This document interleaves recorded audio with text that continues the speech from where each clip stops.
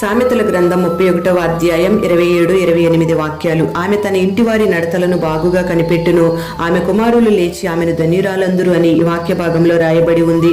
ఈ మాటలు వింటున్న స్త్రీలందరికీ మదర్స్ డే శుభాకాంక్షలు తెలియపరుస్తున్నాం. దేవుడు మిమ్మల్ని దీవించునుగాక.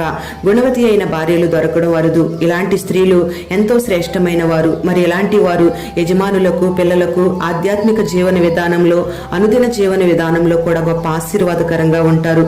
ఇంటి వారి క్రియలన్నిటిని జాగ్రత్తగా కనిపెట్టుకుని పరిశుద్ధంగా కుటుంబాన్ని కాపాడుకుంటారు. ప్రార్థన అనే ప్రాకారం వేసుకుని ఆశీర్వాదానికి కారకులుగా మార్చబడతారు. అందుకే ఆశీర్వదించబడిన ఆమె కుమారులు ఆమెను ధన్యురాలని అంటారు. మరి ఈ లోకంలో వారి వృత్తుల్లో గొప్ప హోదాలు, ప్రశంసలు పొందిన స్త్రీలందరికంటే కూడా దేవుడిచ్చిన ఇంటిని, పిల్లల్ని, కుటుంబాన్ని జాగ్రత్తగా పరిశుద్ధంగా ప్రార్థనతో కాపాడుకునే స్త్రీలు దేవుని దృష్టిలో గొప్పవారవుతారు. అందుకే ఈ మాటలు వింటున్న ప్రతి ఒక్కరిని దేవుడు ధన్యులుగా మార్చునుగాక.